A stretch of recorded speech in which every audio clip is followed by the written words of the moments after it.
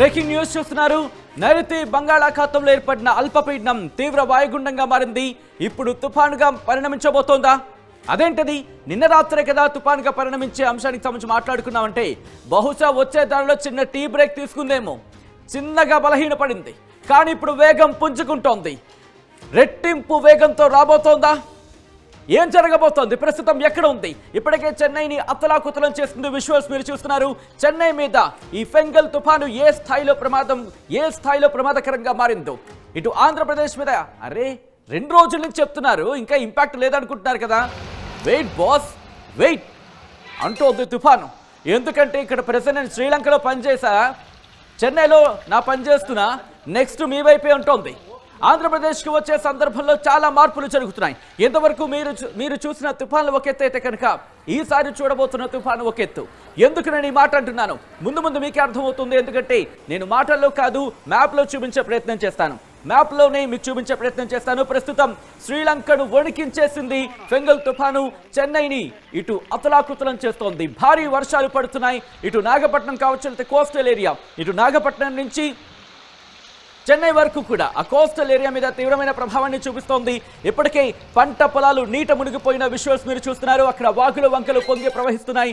2 రోజుల నుంచి స్కూళ్లకు ప్రకటించేసింది చెన్నై ప్రభుత్వం, మరి ముఖ్యంగా తమిళనాడు ప్రభుత్వం అంటే అర్థం చేసుకోవచ్చు. ఈ నేపథ్యంలో ప్రస్తుతం ఎక్కడ ఉంది ఈ తుఫాను, ఏ స్థాయిలో ఉంది, ఏ వేగంతో ఉంది అనేది ఒకసారి మ్యాప్లో చూపించే ప్రయత్నం చేస్తున్నాను. It is on the screens of RTV. మీరు చూస్తే కనుక ఆ ప్రమాదం ఏ స్థాయిలో ఉందో మీరు చూడొచ్చు. ఇక్కడ నిన్న రాత్రికి తీరాన్ని అంటే తుఫాన్గా మారాల్సిన సిచ్యువేషన్, కానీ ఇక్కడ కాస్త వీక్ అయింది, కాస్త బలహీనపడింది. అంతవరకు కూడా గంటకు 10 కిలోమీటర్ల వేగంతో కదులుతూ వచ్చింది నిన్నటి వరకు కూడా. కానీ ఇప్పుడు సడన్గా 2 కిలోమీటర్లకు దిగింది. 2 కిలోమీటర్ల గంటకు 2 కిలోమీటర్ల వేగంతో కదులుతోంది. అంటే నెమ్మదిగా కదులుతోంది అనేది మనకు అర్థమవుతుంది. అయినప్పటికీ పూర్తిగా ఆగిపోలేదు. తన దిశను చిన్నగా మార్చుకుంటోందని ఒక మాట కూడా వినిపిస్తోంది. ఒక్కసారి మీరు దూరం నుంచి చూసే ప్రయత్నం చేస్తే కనుక చూడొచ్చు ఆ ఇంపాక్ట్. ఇక్కడి నుంచి మనకు అర్థమవుతోంది. ఇటు చెన్నై, ఉత్తర తమిళనాడు నుంచి ఇటు ఉత్తర కోస్తాంధ్ర వరకు కూడా దాని సిచ్యువేషన్ మీరు చూడొచ్చు. అయితే ఇక్కడ వరకు వచ్చేంత వరకు కూడా ఉంటుందా అనేది బిగ్గెస్ట్ క్వశ్చన్ మార్క్. కాస్త వాతావరణ మార్పులు చోటు చేసుకున్నాయి, సముద్రంలో కూడా మార్పులు చోటు చేసుకున్నాయి. అయితే ఆంధ్రప్రదేశ్లో కొన్ని ప్రాంతాలకు ఆ డేంజర్ కాస్త తప్పింది అనే మాట వినిపిస్తోంది. కానీ ఎక్కడైతే డేంజర్ తప్పిందో మిగిలిన ప్రాంతాలకు ఇంపాక్ట్ పడింది. అంటే లిమిట్గా ఉంటుందనుకున్న డేంజర్ కాస్త ఇప్పుడు పెరిగింది. అంటే ఇక్కడ ఎల్లో అలర్ట్కి సంబంధించి మాట్లాడుకునే సందర్భంలో ఎల్లో అలర్ట్ నుంచి గ్రీన్ అలర్ట్కి వస్తే కనుక దక్షిణ కోస్తాకు సంబంధించి రెడ్ అలర్ట్ అయింది. అంటే ఎల్లో నుంచి ఆరెంజ్ అయింది, ఆరెంజ్ నుంచి రెడ్ అలర్ట్ అయింది. అంటే అంత తీవ్రమైన ప్రభావం ఉండబోతోంది దక్షిణ కోస్తాకు సంబంధించి. ఏ ప్రాంతాల మీద ఏ స్థాయిలో ఉండబోతుంది అనేది నేను మీకు చూపించే ప్రయత్నం చేస్తాను. ఎవ్రీ పాయింట్, ఎవ్రీ జిల్లాను కూడా మనం టచ్ చేయబోతున్నాం. ఆ జిల్లాలో ఎటువంటి సినారియో ఉండబోతుంది అనేది. రిమెంబర్, ఇంకా మనకి ప్రమాదం పొంచే ఉంది, ఇంకా ప్రమాదం పొంచుంది. 3 రోజుల ఆట. అవును, 3 రోజుల ఆట అనే చెప్పుకోవాలి. ఇది ఈ ఆటలో మనమే గెలవాలి. ఫెంగల్కి ఎక్కడా గెలిచే అవకాశం ఇవ్వకూడదు. అంటే ఏం చేయాలి? ఒకసారి అబ్జర్వేషన్స్ చేసే ప్రయత్నం చేద్దాం. ఆ తర్వాత మనం ఇన్ డీటెయిల్గా మాట్లాడుకునే ప్రయత్నం చేద్దాం. మీరు చూడొచ్చు ఇక్కడి నుంచి నేను మీకు చూపించే ప్రయత్నం చేస్తున్నాను.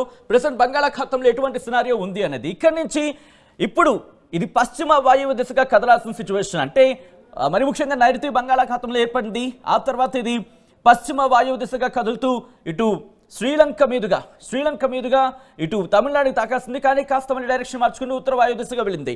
ఉత్తర వాయు దిశగా వెళుతూ ఇటు తమిళనాడుని టచ్ చేస్తోంది. ఇప్పుడు ఉత్తర తమిళనాడుకి, అలాగే రాయలసీమ, దక్షిణ కోస్తా మీద ఇంపాక్ట్ ఉండబోతోంది. ఒక్కసారి నేను మీకు మ్యాప్లో చూపించే ప్రయత్నం చేస్తాను.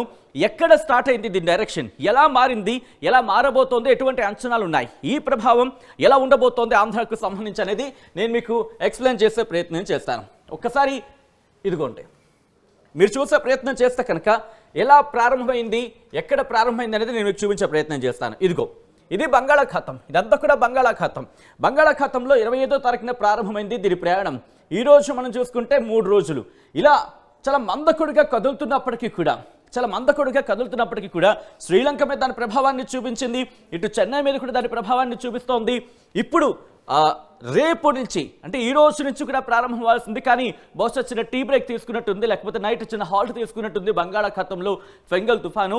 ఇప్పుడు రేపటి నుంచి ప్రభావం చూపించే అవకాశం ఉంది అనే చర్చ జోరందుకుంటోంది. ఇటు ఆంధ్రప్రదేశ్ విపత్తు నిర్వహణ శాఖ కూడా ఏమంటుందో మీకు చూపించే ప్రయత్నం చేస్తాను. హియర్ ఇట్ ఈస్ 28వ తారీఖు అంటే మీరు చూడొచ్చు ఈరోజు సిచ్యువేషన్ ఇక్కడ ఇలా ఉంది. ఆ తర్వాత ఈరోజు డైరెక్షన్ మార్చుకుని ఇటువైపు డైరెక్షన్ మార్చే అవకాశం ఇక్కడ పెద్దగా ఏం కనిపించట్లేదు. బట్ హూ నోస్, ఎందుకంటే ఇప్పటికీ ఆల్రెడీ చాలా సిచ్యువేషన్స్ మారాయి. ఈ ఫెంగల్ తుఫానుకు సంబంధించి 10 కిలోమీటర్ల నుంచి 2 కిలోమీటర్ల వేగంతో కదులుతూ ముందుకు వస్తుంది, కాస్త బలహీనపడింది. ఒకవేళ బలపడితే కనుక మరింత వేగంగా ముందుకు వచ్చే అవకాశం ఉంది. ఇది దాదాపుగా మనకి 29 తీరానికి చాలా దగ్గరగా రాబోతోంది, చెన్నై తీరానికి. ఆ తర్వాత 30వ తారీఖున ఇటు చెన్నై తీరానికి సంబంధించి చెన్నై మీద ఇంపాక్ట్ చూపించబోతోంది. ఇటు తమిళనాడుకి సంబంధించి చెన్నై మీద ఇంపాక్ట్ చూపించబోతోంది. నాగపట్నం నుంచి మొదలు పెడితే తమిళనాడు వరకు సంబంధించి చెన్నై వరకు కూడా. సో ఇటువంటి సినారియోలోని రాయలసీమ మీద కూడా కాస్త ఇంపాక్ట్ మనకి కనిపిస్తున్న సిచ్యువేషన్ ఉందనే చెప్పుకోవాలి. కానీ ఇక్కడ రాయలసీమ గురించి మాట్లాడుతున్నారు, అక్కడేమో దక్షిణ కోస్తా అంటున్నారు. ఎక్కడ క్లారిటీ రావట్లేదు అనుకుంటున్నారు కదా, మ్యాప్లో చూపించే ప్రయత్నం చేస్తాను ఇంపాక్ట్ ఏ స్థాయిలో ఉందనేది. ఇది దీని డైరెక్షన్ సంబంధించి మనం చూస్తున్నాం. ఈ నేపథ్యంలో ఒకసారి విండి సాయంతో నేను ప్రెసెంట్ ఎలాంటి సినారియో ఉంది, ఎక్కడ ఉంది అనేది నేను మీకు చూపించే ప్రయత్నం చేస్తాను. ఇది మీరు చూస్తే కనుక ప్రెసెంట్ ఈ తుఫాను కేంద్రీకృతమై ఉన్న ప్రాంతం. ఇక్కడి నుంచి ఒకసారి వెళ్ళి ప్రయత్నం చేసి ఇక్కడ క్లోజ్లో చూపించే ప్రయత్నం చేస్తాను. ఇక్కడ మీరు చూస్తే కనుక ప్రస్తుతం మనం చూస్తున్న డైరెక్షన్ ఇదిగోండి. ప్రస్తుతం ఇలా గింగిరాలు కొడుతూ పుదుచ్చేరి, చెన్నై, నెల్లూరు ఇక్కడ ఇంపాక్ట్ అనేది మనకి క్లియర్ కట్గా కనిపిస్తోంది. సో ఇటువంటి సినారియోలో ఒకసారి మీరు చూసే ప్రయత్నం చేస్తే కనుక ప్లే చేసి చూపించే ప్రయత్నం చేసిన నేను ఒకసారి డైరెక్షన్ మీరు చూడొచ్చు. ఈరోజు సాయంత్రం 5 గంటలకు ఇలా ఉండబోతోంది. ఆ తర్వాత దీని పరిస్థితి ఎలా ఉంటుందో మీరు చూడొచ్చు. నేను నిన్నే మీకు ఎక్స్ప్లెయిన్ చేసే ప్రయత్నం చేశాను. ఇక్కడి నుంచి దాదాపుగా హిందూ మహాసముద్రం వైపుది డైరెక్షన్ ఉంది అనేది. అంతవరకు వెళ్ళేంత వరకు ఉంటుందా లేకపోతే బలహీనపడుతుందా? ఎందుకంటే ఇప్పటికే మనం చూసాం 10 కిలోమీటర్ల నుంచి 2 కిలోమీటర్ల వేగానికి తగ్గిపోయింది, కానీ బలం పుంజుకునే అవకాశం ఉందని చెప్పడంలో ఎటువంటి అతిశక్తి లేదని చెప్పుకోవచ్చు. సో ఈ నేపథ్యంలో డైరెక్షన్ మీరు చూడొచ్చు. ఇప్పుడు ఇక్కడ ఉంది అంటే శ్రీలంకకు తమిళనాడుకి సంబంధించి కరెక్ట్గా చెప్పాలంటే ఇటు శ్రీలంకకు దగ్గరలోనే ఉంది, తమిళనాడు కాస్త దూరంలో ఉందని చెప్పుకోవాలి. దాదాపు నెల్లూరు కావచ్చు ఆ ఇంపాక్ట్ మనకు కనిపిస్తుంది. నెల్లూరుకి అలాగే ఒకవేళ వెళితే కనుక బెల్లారి అంటే కర్ణాటక, ఇటు తెలంగాణ కాస్త టచ్ చేసే అవకాశం కనిపిస్తోంది. తమిళనాడు, కర్ణాటక మీదుగా హిందూ మహాసముద్రంలోకి వెళ్ళే అవకాశం ఉందనేది మనకి క్లియర్ కట్గా ఇక్కడ అర్థమవుతుంది. దాదాపుగా 5వ తారీఖు సంబంధించి దీని జర్నీ 5వ తారీఖు వరకు కూడా దీని జర్నీ కొనసాగే అవకాశం ఉంది. రేపు అంటే 29కి సంబంధించి రేపు 11 గంటల ప్రాంతానికి ఇక్కడికి వచ్చే అవకాశం ఉంది. ఇప్పటికే బలహీనపడింది, దాదాపుగా 2 కిలోమీటర్ల వేగానికి వచ్చేసింది కాబట్టి చాలా స్లోగా కదులుతోంది అనేది మనకు తెలుస్తోంది. సో ఈ నేపథ్యంలో ఎటువంటి సినారియో ఉండే అవకాశం ఉంది అనేది ఒకసారి చూపించే ప్రయత్నం చేస్తాను. ఈ రెడ్ సర్కిల్ని అబ్జర్వ్ చేయండి. ఐ థింక్ ఒకసారి క్లోజ్లోకి వెళ్ళే ప్రయత్నం చేద్దాం. ఈ రెడ్ సర్కిల్కి సంబంధించి మీరు చూస్తే ఇదే మీరు చూస్తున్న ఈ ఫెంగల్ తుఫాను ఇలా ఆ డైరెక్షన్ వెళుతూ నేను కాస్త క్లోజ్కి వెళ్ళే ప్రయత్నం చేస్తాను ఇంకా. సో దట్ ఏ ప్రాంతాల మీద ఎలా ఉండబోతుంది అనేది మనకు అర్థమవుతుంది. ఇదిగో ఇలా ముందుకు కదులుతూ వెళుతోంది. మీరు చూడొచ్చు ఆ రెడ్ సర్కిల్ మీరు చూస్తున్నారు కదా, అదే తుఫాను. అది దాదాపుగా మనకి రేపటి నుంచి కూడా దీని ప్రభావం ఉంటుంది. అంటే తీరానికి తాకే సందర్భంలో, తీరాన్ని తాకిన తర్వాత అప్పుడు కాస్త సిచ్యువేషన్ నార్మల్ అయ్యే అవకాశం ఉంది. తీరాన్ని దాటే క్రమానికి సంబంధించి కాస్త ఇంపాక్ట్ తగ్గచ్చు. కానీ తీరాన్ని చేరే సందర్భంలో, తీరానికి దగ్గరకు వస్తున్న సందర్భంలో బలపడితే కనుక ఇంపాక్ట్ ఎక్కువగా ఉంటుంది. ఇప్పటికీ 75 కిలోమీటర్ల వేగంతో గాలులు వీస్తాయంటూ చెప్తున్నారు, కానీ 55 నుంచి 65కి కాస్త తగ్గింది. ఇదిగో ఇలా తిరుపతికి సంబంధించి అప్పుడు ఇంపాక్ట్ ఎలా ఉండబోతోంది అనేది మీరు చూస్తున్నారు. అలా ఇటు కర్ణాటకను టచ్ అయ్యి వెళ్ళిపోయే అవకాశం అయితే మాత్రం ఇక్కడ మనకు కనిపిస్తుంది. సో మీరు చూడొచ్చు. ఇక్కడి నుంచి నేను కాస్త ముందుకు వెళ్ళి చూపించే ప్రయత్నం చేస్తున్నాను. ఇక్కడి నుంచి ఒకసారి ఇది పాజ్ చేసి ఇక్కడి నుంచి నేను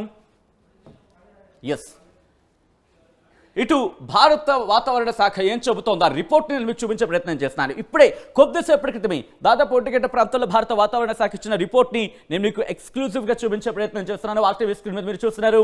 the deep depression over south west bay of Bengal is likely to move northwards and cross north Tamil Nadu, Puducherry coasts between Karaikal and Mahabalipuram around morning 30th November as a deep depression with a wind speed 50 to 60 kilometers per hour gusting to 70 kilometers per hour. ఎప్పటికీ cinema అయిపోలేదు, మనకు అర్థమవుతుంది దీని ప్రకారం చూస్తూ ఉంటే. ఇంకా ఉంది, ఈ రోజు నుంచి కాస్త కీలకమనే చెప్పుకోవాలి. ఎందుకంటే ఆ వాయుగుండం సౌత్ వెస్ట్ సౌత్ వెస్ట్ అంటే కనుక south west bay of Bengal, yes, ఇటు నైరుతి బంగాళాఖాతంలో ఏర్పడిన ఈ తీవ్ర వాయుగుండం ఇది ఉత్తర వాయువ్య దిశగా కదులుతోందనేది. ఉత్తర వాయువ్య దిశగా ప్రయాణిస్తూ తమిళనాడు పుదుచ్చేరి తీర ప్రాంతంలో బిట్వీన్ కరైకాల్ అండ్ మహాబలిపురం, కరైకల్ అలాగే మహాబలిపురం దగ్గర 30వ తారీఖు ఉదయం తీరాన్ని దాటపోతుందని మనకు అందుతున్న సమాచారం. దాంతోపాటు గంటకు 50 నుంచి 60 కిలోమీటర్లు 70 కిలోమీటర్ల వరకు కూడా గాలులు వీచే అవకాశం ఉందని వాతావరణ శాఖ చెబుతోంది. ఈ ఇంపాక్ట్ మనకి ఆంధ్రప్రదేశ్ మీద కూడా ఉందని చెప్పుకోవచ్చు. మీరు చూడొచ్చు కింద heavy to very heavy rainfall with isolated extremely heavy rainfall likely over north Tamil Nadu, Puducherry on 20th and 30th, south coastal Andhra Pradesh, Yanam and Rayalaseema. ఇటు సౌత్ కోస్టల్ ఆంధ్రప్రదేశ్ అంటే దక్షిణ కోస్ట్ ఆంధ్రతో పాటు రాయలసీమ, యానాం మీద కూడా ఉంది. మరి ముఖ్యంగా 29న, రిమెంబర్ ఇది నిన్న 28కు అనుకున్న సిచ్యువేషన్, ఎప్పుడైతే కాస్త స్లో అయిందో ఇప్పుడు డేట్ మార్చుకోవడం జరిగింది. రేపటికి ఇది ఇంపాక్ట్ చూపించే అవకాశం ఉందనేది వాతావరణ శాఖ అంచనా వేయడం జరుగుతోంది. సో ఈ సిచ్యువేషన్లో ఒకసారి ఎటువంటి అలర్ట్ ఇచ్చిందనేది నేను మీకు చూపించే ప్రయత్నం చేస్తాను. ఇప్పటికే ఆయా శాఖలను అప్రమత్తం చేస్తుంది ప్రభుత్వం. ఈ నేపథ్యంలోనే ఇదిగో మీరు చూస్తే కనుక నిన్నటి సిచ్యువేషన్ వేరు, ఈరోజు అదిగో మీరు చూడొచ్చు, రెడ్ అలర్ట్ జారీ చేస్తుంది రేపటికి భారత వాతావరణ శాఖ. ఆర్టీవీ ఎప్పటి నుంచో చెబుతూ వస్తుంది, ఆర్టీవీ ముందు నుంచి చెబుతూ వస్తోంది, ఒక్కసారిగా అలర్ట్స్ మారొచ్చంటూ కూడా రెడ్ అలర్ట్ జారీ చేసింది ఆంధ్రప్రదేశ్. Alert, be alert. ఇదిగో మీరు చూడొచ్చు 29వ తారీఖు రెడ్ అలర్ట్ జారీ చేస్తుంది వాతావరణ శాఖ. ఆన్ ద స్క్రీన్ నేను చూపించే ప్రయత్నం చేస్తున్నాను. బిగ్ స్క్రీన్ మీద మీరు చూస్తున్నారు. ఆంధ్రప్రదేశ్కి రెడ్ అలర్ట్ జారీ చేస్తుంది వాతావరణ శాఖ. రేపు అప్రమత్తంగా ఉండాల్సిన అవసరం కనిపిస్తోంది. ఇటు ఉత్తర కోస్తాంధ్ర నుంచి మొదలుపెట్టి దక్షిణ కోస్తాంధ్ర, రాయలసీమ, తమిళనాడు వరకు కూడా రెడ్ అలర్ట్ జారీ చేస్తుంది. రెడ్ అలర్ట్ అంటే కనుక దాదాపుగా 20 సెంటీమీటర్ల వర్షపాతాన్ని మించిపోవచ్చు అనేది. ఇప్పటికే విజయవాడ ఘటన మనం చూసాం. విజయవాడ ఘటనలో కూడా రెడ్ అలర్ట్ జారీ చేస్తుంది. రెడ్ అలర్ట్ కూడా రోజుల వ్యవధిలోని మనం చూసాం. నిన్న మొన్నటి వరకు కూడా ఎల్లో అలర్ట్ ఉన్నది, గ్రీన్ అలర్ట్ ఉన్నది, గ్రీన్ నుంచి ఎల్లో అలర్ట్ అయింది, అక్కడి నుంచి ఆరెంజ్ అయింది. ఇప్పుడు ఈ రోజు రెడ్ అలర్ట్ జారీ చేస్తుంది. 29వ తారీఖున రెడ్ అలర్ట్ జారీ చేస్తుంది వాతావరణ శాఖ. అంటే అర్థం చేసుకోవచ్చు పరిస్థితి ఏ స్థాయిలో ఉండబోతుంది అనేది. అంటే ప్రజలు భయపడతారని అనుకోవచ్చు. అటువంటి సందర్భంలో కూడా అలర్ట్స్ని కాస్త ఆ ముందు రోజు చూడు అట్లా జరుగుతూ ఉంటుందని మనం భావించవచ్చు. ఈ సినారియోలో ఈరోజు మీరు చూస్తే కనుక రేపటికి రెడ్ అలర్ట్ జారీ చేసింది.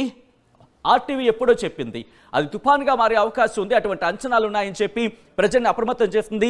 ఇప్పుడు కూడా ఇన్ఫాక్ట్ నిన్న నేను మీకు చెప్పిన సందర్భంలో కూడా రెడ్ అలర్ట్గా మారే అవకాశం ఉందని చెప్పి నేను చెప్తూనే ఉన్నాను. ఆ విషయం మీరు చూడొచ్చు. ఆ ఇంపాక్ట్ ఇదిగో ఇటు ఆంధ్రప్రదేశ్, తమిళనాడుతో పాటు కేరళ, కర్ణాటక మీద కూడా దాని ఇంపాక్ట్ మనకి కనిపిస్తోంది. ఆ తర్వాత 29వ తారీఖు నుంచి 30వ తారీఖు సంబంధించి మీరు చూసే ప్రయత్నం చేస్తే కనుక 30వ తారీఖున కూడా ఆరెంజ్ అలర్ట్ కంటిన్యూ అవుతుంది. అంటే రేపు ఎల్లుండి ఆంధ్రప్రదేశ్ ప్రజలు అస్సలు దీన్ని నెగ్లెక్ట్ చేయొద్దు, అస్సలు దీన్ని లైట్ తీసుకోవద్దు. ఎందుకంటే ప్రమాదాన్ని ముందే ఊహించి మీ ముందుంచే ప్రయత్నం చేస్తున్నాం. ఇటు భారత వాతావరణ శాఖ చెబుతున్న అలర్ట్స్ని మీ ముందుంచే ప్రయత్నం చేస్తున్నాం. ఆ లైట్లే, ఆ వర్షాలు పడవలే, ఆ మనకెందుకులే అని లైట్ మాత్రం తీసుకోవద్దు. ఐ రిక్వెస్ట్ ఒక్కసారి వీటిని సీరియస్గా తీసుకునే ప్రయత్నం చేయండి. ఎందుకంటే ప్రమాదం బారిన పడే కన్నా ప్రమాదాన్ని ముందే చెప్పినప్పుడు దానికి తదనుగుణంగా నడుచుకుంటే కనుక ఆ ప్రమాదం బారి నుంచి మనం బయటపడమే కాదు 10 మందిని బయట పెట్టే అవకాశం ఉంటుంది. రైతులకు సంబంధించి కూడా ఈ విషయాన్ని షేర్ చేసే ప్రయత్నం చేయండి. 29, 30 తారీఖును కూడా కంటిన్యూ అవుతోంది. 29న రెడ్ అలర్ట్, 30న ఆరెంజ్ అలర్ట్ ఉంది. ఆ తర్వాత 1వ తారీఖు నుంచి కాస్త నార్మల్గా ఉండే వాతావరణం మనకు కనిపిస్తుంది. 1 నుంచి సాధారణంగా ఉండే అవకాశం అనేది మనకి క్లియర్ కట్గా కనిపిస్తుంది. కానీ 29, 30 మాత్రం ఇక్కడ బి అలర్ట్, రెడ్ అలర్ట్ వాతావరణ శాఖ చెబుతోంది. ఇది నా మాట కాదు, భారత వాతావరణ శాఖ చెబుతున్న అలర్ట్ని నేను మీకు చూపించే ప్రయత్నం చేస్తాను. ఇక్కడి నుంచి ఒకసారి నేను జూమ్ ఎర్త్ సాయంతో ప్రస్తుతం ఎటువంటి సినారియో ఉంది, హో మై గాడ్, ఆ డైరెక్షన్స్ మార్చుకుంటున్న సందర్భానికి సంబంధించి మనం మాట్లాడుకుంటూనే ఉన్నాం. ఎక్కడ ఉంది అనేది నేను మీకు చూపించే ప్రయత్నం చేస్తున్నా. ఒక్కసారి నేను దీన్ని రీఫ్రెష్ చేస్తున్నా. మీరు చూడొచ్చు ఎటువంటి డైరెక్షన్స్ మారిందనేది. ఇంట్రెస్టింగ్గా మీకు ఆర్టీవీ ఎప్పుడో చెబుతూ వస్తోంది, ఎప్పటి నుంచో చెబుతూ వస్తోంది, డైరెక్షన్స్ మార్చుకుంటోంది. ఇంతవరకు మనం చూస్తున్న తుఫాన్లో ఒక లెక్క అయితే కనుక ఇది ఎందుకో చాలా డిఫరెంట్గా బహుశా ఈ పదనం వాడుతున్నందుకు నన్ను క్షమించాను, ఒక కిడ్డిష్ బిహేవియర్లా ఉందని అనుకోవాలి ఈ తుఫానుకు సంబంధించి. ఎందుకంటే చిన్నపిల్లలు మనం సాధారణంగా చూస్తూ ఉంటాం, అటు వెళ్ళిపోతుంటారు, ఇటు వెళ్ళిపోతుంటారు. అటువంటి సినారియో తుఫాను విషయంలో కూడా మనకు కనిపిస్తోంది. అటువంటి వాతావరణం ఇక్కడ బే ఆఫ్ బెంగాల్లో ఉందని చెప్పుకోవాలి. మీరు చూస్తే కనుక ఇటువైపు వచ్చిన డైరెక్షన్ ఇప్పుడు కాస్త అటువైపు వెళుతోంది. అంటే ఒక విధంగా చెప్పాలంటే ఇచ్చిన ఈ మ్యాప్ ఇస్తున్న ఈ డేటా ప్రకారం మనం గమనిస్తూ ఉంటే కనుక ఇది ఉత్తర వాయువు దిశగా వెళ్లాల్సింది అంటే పశ్చిమ వాయు దిశగా ఇటువైపు నుంచి వెళ్లాల్సింది ఇటువైపు కాస్త డైరెక్షన్ మార్చుకుంది. ఈ తర్వాత ఆగ్నేయంగా కదులుతోందా అనే ఒక డౌట్ రైజ్ అవుతోంది. ఒకవేళ అదే కనుక వెళ్ళిపోయింది అనుకుందాం, అటువైపు వెళ్ళిపోయింది అనుకుందాం, మనం అవుట్ ఆఫ్ డేంజర్, మనం హ్యాపీ, మనం సేఫ్, ఇష్యూస్ లేవు. కానీ ఇది డైరెక్షన్ ఉత్తర దిశగా ఉందంటే కనుక ఉత్తర వాయు దిశగా కదిలినా అయితే ఉత్తర దిశగా కదిలినా ఇటు ఆంధ్రప్రదేశ్ మీద ఇంపాక్ట్ చూపిస్తుంది, చెన్నై మీద ఇంపాక్ట్ చూపిస్తుంది. లేదు ఒకవేళ ఇది ఉత్తరం మీద ఇంపాక్ట్ ఉందా లేకపోతే ఉత్తర ఆగ్నేయంగా కదులుతుంది అనుకుంటే కనుక ఇటు చెన్నై సేఫ్ అయిపోతుంది. చెన్నై సేఫ్ అయిపోయిన తర్వాత ఇటు రాయలసీమతో పాటు దక్షిణ కోస్తా రాయలసీమ కూడా సేఫ్ అయిపోతుంది. ఉత్తర దక్షిణ కోస్తాల మీద ఎక్కువ ఇంపాక్ట్ చూపించే అవకాశం ఉంది. మరిన్ని డీటెయిల్స్ మరి కాసేపట్లో ముందుంచే ప్రయత్నం చేస్తాను. ఇదే అంశానికి సంబంధించి వాతావరణ శాఖ కూడా అలర్ట్ అయింది, వాతావరణ శాఖ కూడా అలర్ట్స్ జారీ చేస్తుంది. వాతావరణ శాఖ అధికారులు ఏమంటారో ఒకసారి చూద్దాం. ఆ తర్వాత